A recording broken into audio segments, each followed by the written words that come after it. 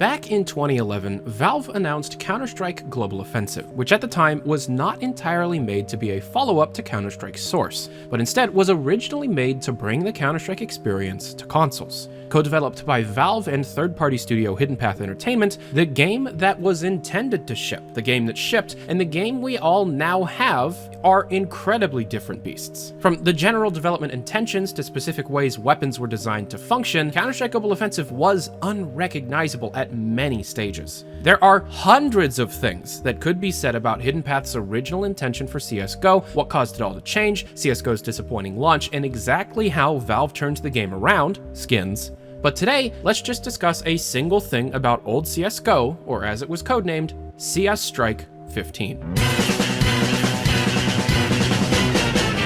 This video is sponsored by swap.gg. Check out the link in the description if you want to be able to trade your unwanted CSGO, Z1BR, Rust, and Dota 2 skin for skins you may want for equal or lesser value. The entire process is quite easy for any user that wants to be able to exchange any skin for any other skin in the swap.gg inventory. Through the link down in the description below, swap.gg is able to exchange any of your personal skins for any of the skins in their own swap.gg inventory for equal or lesser value. Check it out down in the description below, and thank you very much swap.gg for sponsoring this video, and hopefully they will sponsor again in the future. Originally, Counter-Strike was to have a few fun side game modes based on popular community server mods for Counter-Strike Source. The first being officially announced was an implementation of Gun Game. Another was known for years as only Scavenger. Unannounced, Scavenger was only known to the community due to unused achievement icons, detailing the player's possible dealings in this unreleased game mode. Mechanically, it wasn't known how this game was even to be played for years. From the first day of CSGO's public beta release in 2011,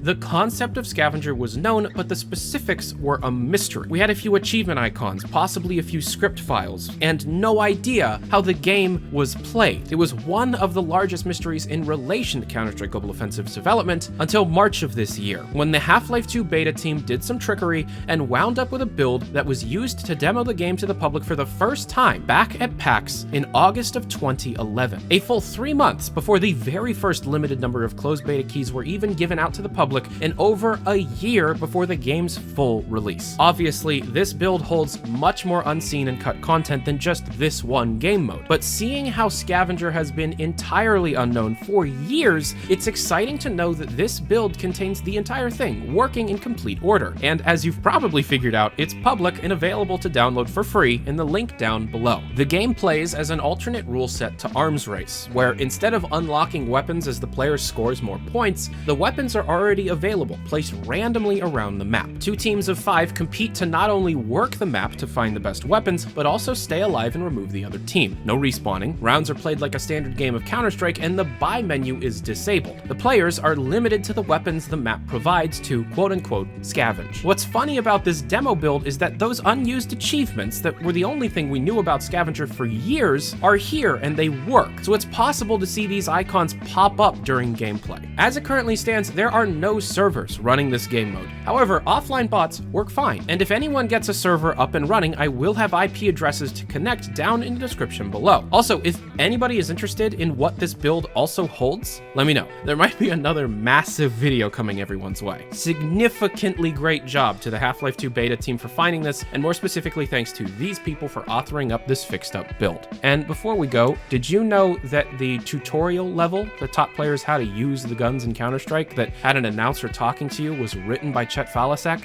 and found within the build are his temp voice lines recorded specifically just to help the mappers create the map? That's the toe, not the head. These are temporary voice lines voiced by the writer Chet Falasek that were never used. These just sit in the build. If you want to be able to follow up on all the topics I cover in real time, check out my Twitter page linked down in the description below. I'm at Valve News Network, no K. If you are confused about anything, if you have any questions, my email is always down in the description below, and my DMs on Twitter are always open. If you want to be able to support these videos, check out my Patreon page, also down in the description below, and thank you very much for watching. I'm Tyler McVicker, this is Valve News Network. Have a good day.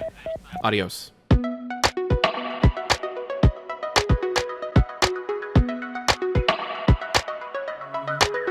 Don't push me over.